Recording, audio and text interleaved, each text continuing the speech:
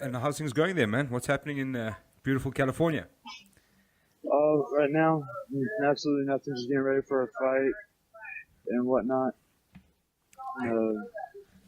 We just had our annual wildfires and whatnot, but we got over that pretty quick. Fantastic, man.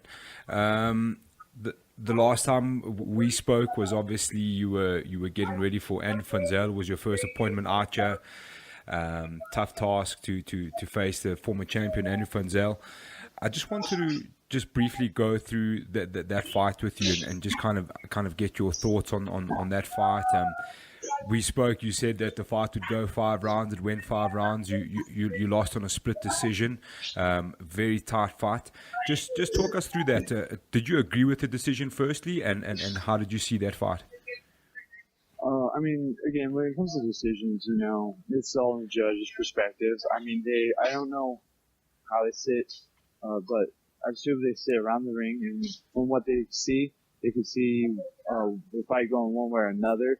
Even though, let's say, I felt like I threw more punches and kicks versus Vanderaa, and then Vanderaa could feel the same exact way as me, which perspective of where the judges are sitting determines the fight. Now, round 1 and 2 was definitely up in the air bout. I felt like when I rewatched the fight, I was trying to be very crucial and objective to myself. So I gave Andrew round 1. Sure. Now, round 2 was I definitely threw vast more volume than he did. But the thing about that fight was he landed 2 or 3 hits and it caused me to spin or slightly adjust. And I was doing it to absorb the blow to a degree. And because of that, I think the judges might have gave him that, or they just that hurt him more, so more damage affected the outcome of the second round. Now the third round was easily hands down his round because he got the takedown in the middle of the round. Yes, I recovered, but I didn't capitalize on taking him down. And then the fourth and fifth rounds were easily mine because I both got the takedowns at the end and controlled the takedowns. So, it's up in the air, and because of that, I can't sit there and say I won or lost. I respect the judge's decision, but that's kind of the game we play when you leave it to the judges. Sure. So, is it safe to say that you think on another night that could have gone your way? Sorry about that. Can you repeat that? I am at a gym and everything's going a little loud. No problem. I just wanted to say, do you think on another night that decision probably could have gone your way? Oh yeah, definitely. If it was on a different night, I would have done different things too. But I think, who the judges would favor, what they saw. It's just one of those things. I think if we fought 5 out of, or 10 out of 10 times, I think I would have won 67 out of those 5. Okay. Downside is I think it's a chance to display my grappling or anything. And it's maybe something I should have done in that fight, but no. 100%, man. It happens.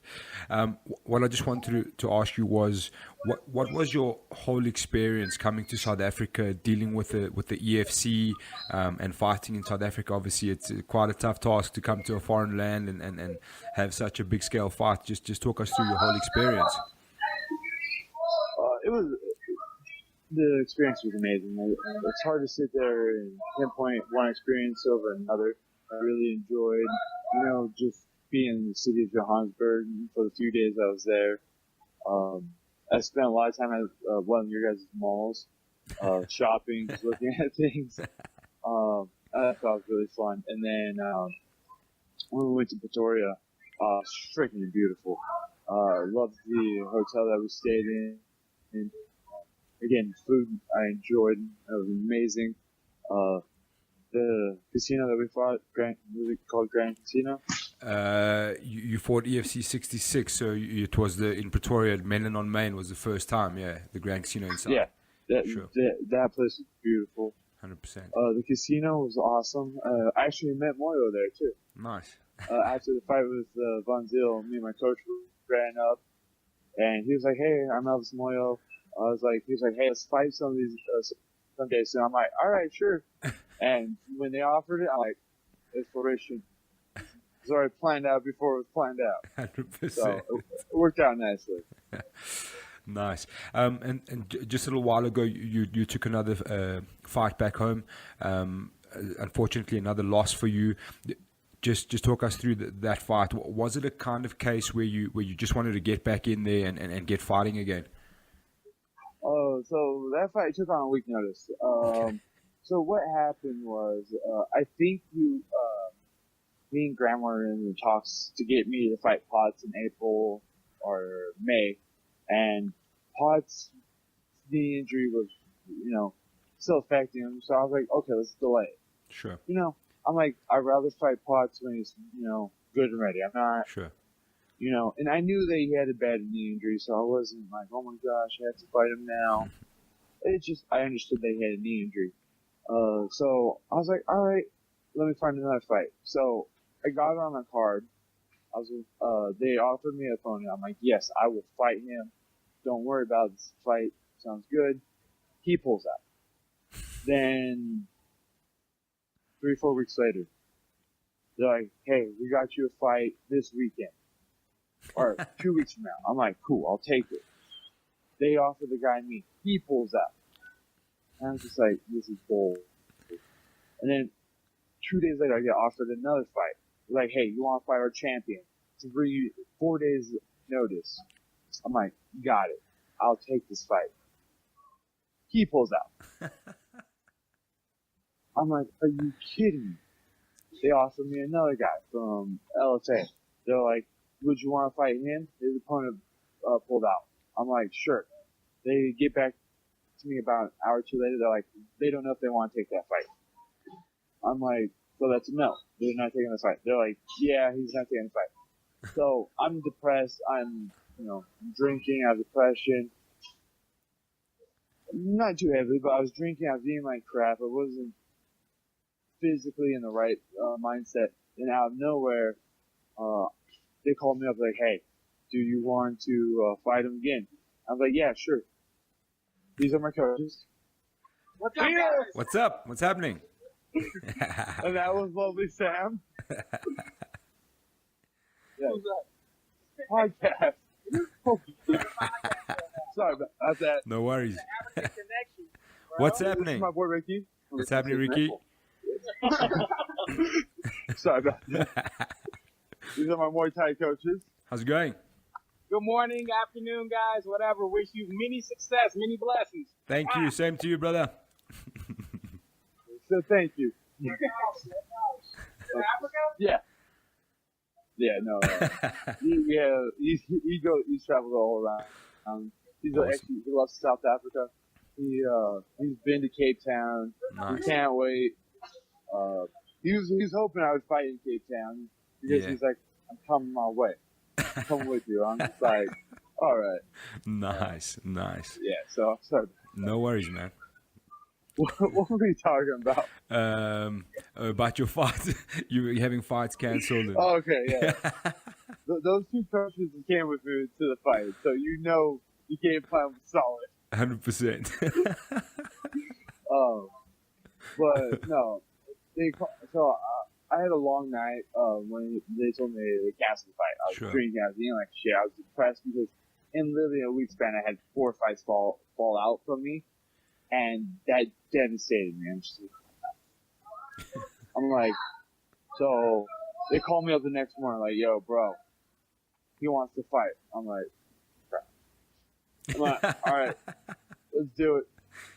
So I took the fight on 7-8 day notice, flew out to Texas. He's a hometown hero in Texas. He's a police officer. And the first round was kind of similar to the first 2 rounds of me and Andrew. Sure. It was a give and take. Some people saw I had that. Some people didn't. Second round, I dominated. I owned that round. It was my round. Now the third round comes in. We're going, and somehow I get poked in the eye. Okay. It happens. It's part of the sport. So I get poked in the eye, and I'm fighting literally with one eye closed. I'm just like fighting, and in that time, I get my eye split open. Then the doctor pulls me outside. He's like, "Yo, can you open your eye?" I'm like, "Yeah, I can. I just need a second to open it." So, in that process, I split my eye open. He hits me. I slip on the canvas and I pop back up. So, third round, it essentially becomes his because he's already got a knockdown on me. He's showing physical damage on my face. But then the last minute and a half, 2 minutes, I turn it up, I lit up on him. And personally, I thought I won that fight. I thought I was maybe going to go to a split decision. I honestly thought I had that fight. They gave it to him. And again, it was just the strength of the judges, you know, because I know I tend to be a counter striker. So yeah, I'm okay stepping back, hitting the 1-2 off my back foot versus coming forward and putting the pressure.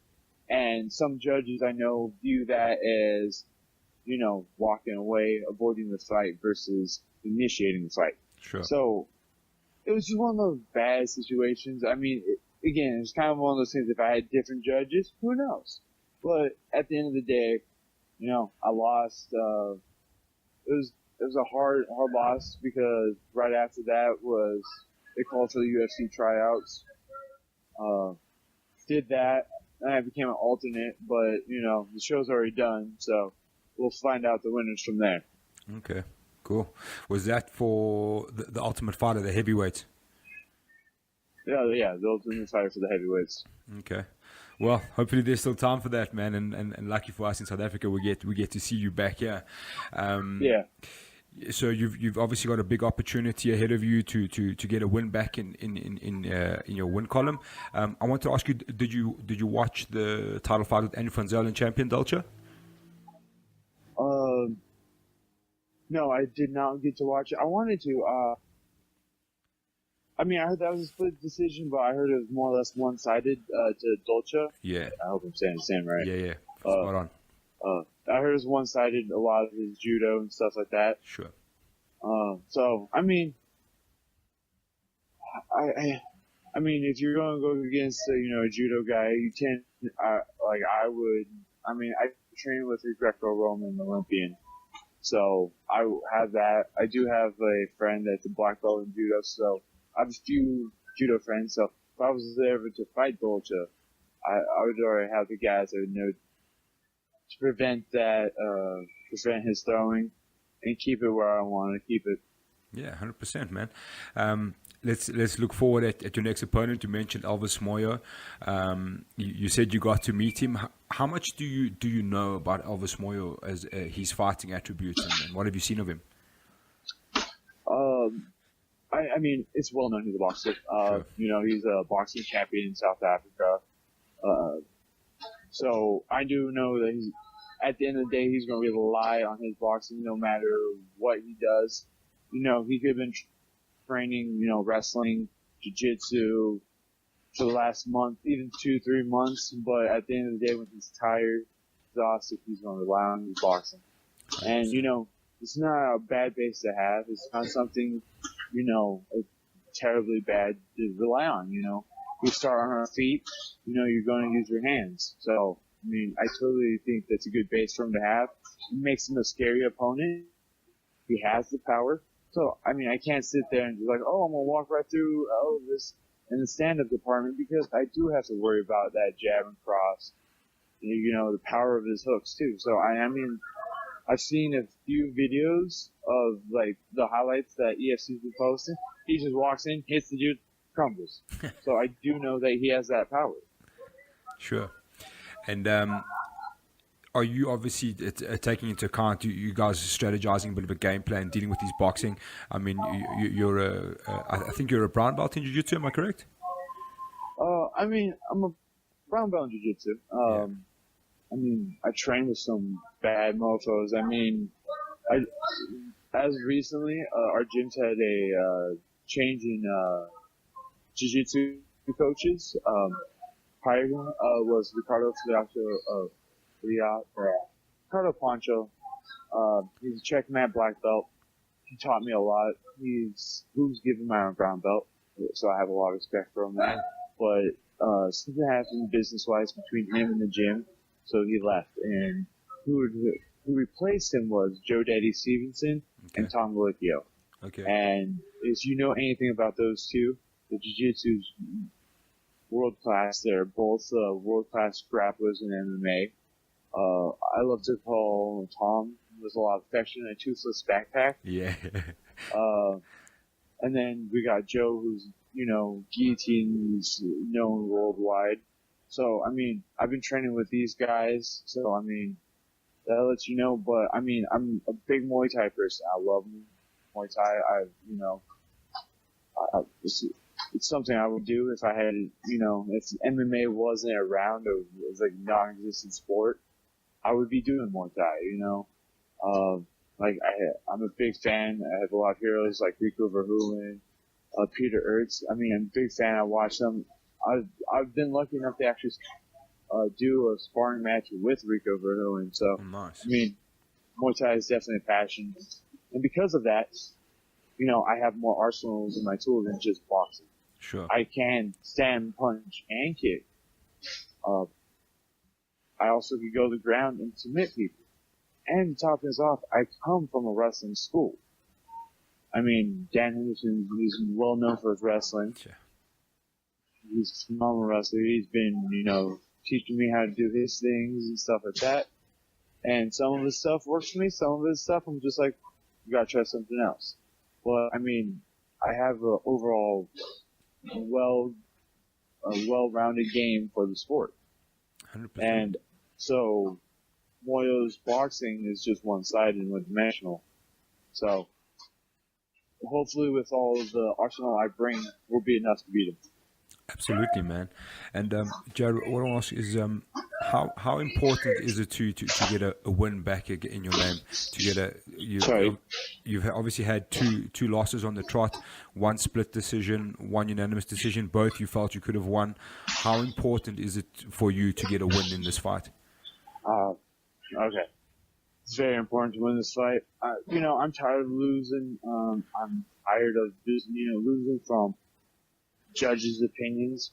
I want to go in there and win. I don't want anyone to question this one. I don't want anyone to go, oh, well, I kind of want to win. I'm going to win. This is Keith. Hey, Keith, how's it going? Sorry, guys. We're No teammates. worries, man. All good, man. It's really important for me. I have to win this. I can't stand this lock calm. And, so I want a decisive victory. I want to make sure when I win, people aren't going to be like, oh, well, he could have won, he could have lost. No, I want to be like, damn, kicked his ass. Damn, that was decisive. Like, if I get a choke, I want to make sure I submit him. Not, if I knock him out, I want him out cold. 100%. It's nothing against Moyo. It's part of the sport. I don't want the judges. You know what? And I know Moyo's not going to sit there and let the judges dictate this fight either. Moyo's going to come and take my head off. So, honestly, the judges could sit out, get a good seat, watch this fight happen, because I don't think either of us want to take this to the judges. We want to finish. 100%, man. And would you have any last message for Mr. Elvis Moyo? Let's have fun. Let's beat each other up and call it a day. South Africa, can't wait to see you. I leave this Sunday. I think I'll be there Tuesday, your guys' time. So can't wait to see you guys again.